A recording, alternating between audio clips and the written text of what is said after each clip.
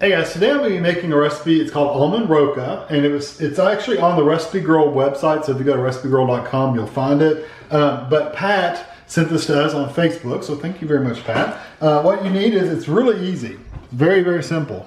Pat in California. Pat in California sent it to us on Facebook. Because I have an aunt named Pat too. Yeah. So you need 1.5 cups of almonds, and we got the sliced almonds. What I'm going to end up doing is I'm going to actually toast these. You need 4 Hershey's candy bars. You need 2 sticks of butter and 1 cup of brown sugar. So the first thing I'm going to do is I'm going to toast my almonds. So if you turn your heat up fairly high, and I'm just going to, I'll probably wait till my pan heats up and then put these in here, and I'll toast all the almonds and I'll be back. I'll let you see what it looks like. You also need it's an odd size. You need a 7 by 11, I think that's what it is. Yeah, 7 by 11 pan. We couldn't find a 7 by 11 pan anywhere, so we ended up getting 8.25 by 11 point something. I don't know what it was. Anyway, it's a little bit bigger than the 7 by 11. It just means it'll be a little thinner, so it's not that big a deal. So anyway, so to roast the almonds, what we do is I just use a pan, and you'll start to smell them. You don't want them to burn, but you'll kind of start getting the smell of them as they roast, and just take a spoon and just keep them stirring around, and then when they're roasted, they'll kind of turn a little bit of a brown color. So I'll be back when it'll take a little bit for the pan to heat up. Okay, while my almonds are kind of in the pan heating up and stuff, I'm gonna put the 2 sticks of butter, I'm gonna go ahead and put them in a saucepan. Once my butter melts, I'm actually gonna add my cup of brown sugar to that and let it start melting, and then I'll be right back.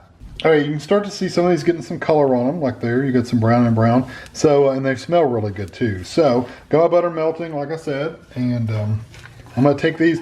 You want this in a well-greased pan. I mean, grease it with butter like no tomorrow. And I'm gonna sprinkle these on the bottom and spread them out.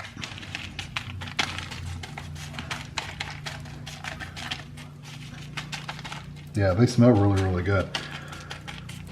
So while the butter, I'm still waiting for the butter to melt and put my brown sugar in there, I'm gonna go ahead and toast the other 1/2 cup. And when I get done with those, I'm just gonna put them in the bowl to save for the top. So it goes on the top of them. So that's what I'm waiting for now. Okay, I'm gonna add my brown sugar to my butter, which the butter is kind of boiling.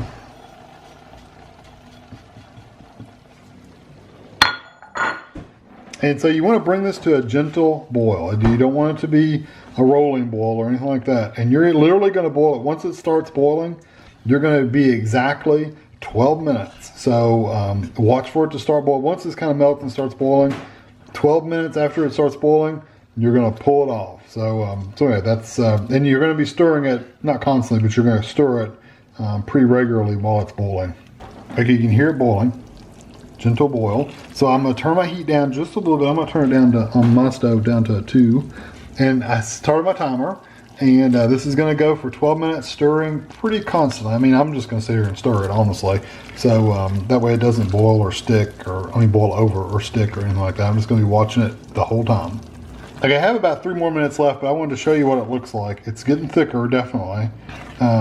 And I think if I quit stirring, it would stick or burn on the bottom. So make sure you can see it's just a really slow bubble. So you don't want it to be hard boil. So we're working out pretty good. So I've got 2.5 minutes left, and I'll be back.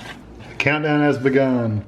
10, 9. While this has been boiling, I've been stirring pretty consistently. Tammy opened the 4 candy bars, so we'll have those when it's ready.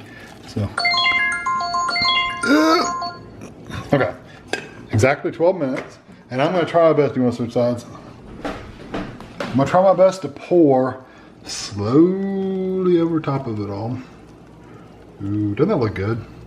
That looks like something you'd see in a TV show. Making candy, doesn't it? Mm. And it smells good too. It does smell good.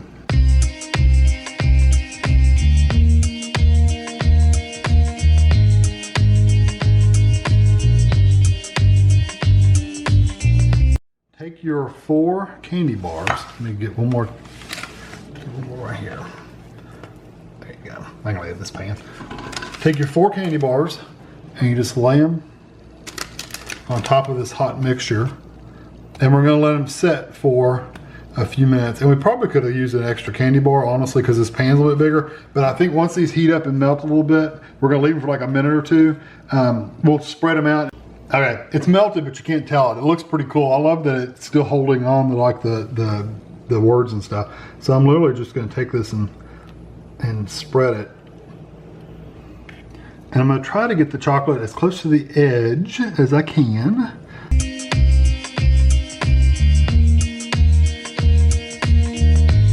And I was worried about it really pulling the toffee up, but the toffee is so heavy and thick that it's not moving anywhere. Oh yeah, that worked out perfect actually. If we had more chocolate, I don't think it would have been as nice. Okay, so now, here, lick that clean. Yeah. We're just gonna take our toasted almonds. She did lick it clean, by the way, just to let you know. And just take them and sprinkle them on. You can see the coloring on the almonds. I love it when they get a good toasty color. It really brings out the flavor of the almonds. So we realized once we started doing this, we bought sliced almonds. It said actually chopped almonds, which these will work perfectly fine. But if you got whole almonds and chopped them up in like a food processor or a chopper of some kind, you may have a better look maybe. It'll be like these rough chunks of almonds, does that make sense? But I think these will work out perfect. I think that looks really good. Tammy was worried about them looking bad, but I think it looks really good. Well, traditional almond roca, you have chopped, and it's my fault. I read the recipe wrong, so it's totally my fault. Everything's her fault. I don't know why. I watched the girl make the recipe, I read the recipe, and I still bought the wrong thing. So, for some reason, I thought it was supposed to be sliced almonds. But it doesn't look bad. It just doesn't look like traditional, but I don't think it looks bad at all. Okay, so that, and then it says to basically kind of tap them down. They get chocolate all over my fingers, but it's okay. I'll tell you what, I think it's pretty hot. I'm sure. I mean, you wouldn't think just that chocolate laying on top of something that would get that warm, but it's not molten, but it's pretty warm. Okay, so this is going to go in the refrigerator for about an hour till it cools off. It may take a little bit longer, but it's basically till it cools off. But you can put it in the freezer too. You can put it in the freezer too, although I don't want to. I'd rather just put it in the refrigerator because we're in a super hurry. Hey, it's been a couple hours, so I'm just going to take it and just, well, pushes right up out of there. Some almonds didn't get into the mix, but it's okay. It's a little melty. But you should, oh yeah, I'll just kind of break these into pieces and throw them in a tin, and they're ready to go. They're good and firm, but it's you really smell that toasted flavor. So I'm going to sit here and break this up and just throw it in this pan. I'm not going to be fancy about it, and I'll be back. This looks so good. I wish that I had paid more attention and got the chopped almonds so that it would look like traditional roca, but this still looks really, really good. And I love roca.